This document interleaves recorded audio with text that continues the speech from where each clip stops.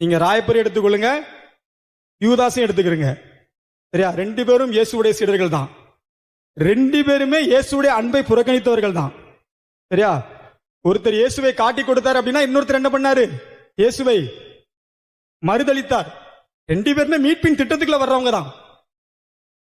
2 பேருமே மீட்பின் திட்டத்தின் அடிப்படையில் செய்ததுதான். 2 பேருமே கடவுளுடைய அன்பை தான் புறக்கணிச்சாங்க. ஆனா 2 பேருக்கும் இடையுள்ள வித்தியாசம் என்ன அப்படின்னு சொல்லி சொன்னா, ராயப்பர் கடவுளுடைய அந்த மன்னிப்பின் அருளை நம்பி என்ன பண்ணாரு? கடவுள்கிட்ட மன்னிப்பை பெற்றுக்கொண்டார்.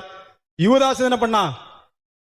யூதாஸ் மனம் வருந்தனானா செஞ்ச தப்புன்னு சொல்லிட்டு மனம் வருந்தனா. யூதாஸ் தப்பு செஞ்சுட்டு கொஞ்சம் கூட குற்ற உணர்ச்சியே இல்லாம எல்லாம் அவன் என்ன பண்ணல, போகல. செஞ்ச தப்ப உடனே அவன் உணர்ந்து என்ன பண்ணா? மனம் வருந்தனா. ஐயோ, கடவுளின் மகனை நான் காட்டி கொடுத்துட்டேனே அப்படின்னு வருந்தனா. ஆனா தன்னுடைய பாவத்துக்காக மனம் வருந்தின யூதாஸ் கடவுளுடைய மன்னிப்பின் அருளை என்ன பண்ணிட்டான்?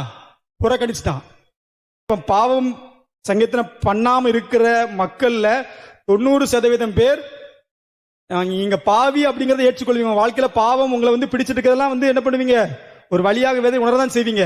ஆனா கடவுளுடைய மன்னிப்பின் அருளை பெறணும் அப்படிங்கறத உங்களால முடியாம இருக்கு.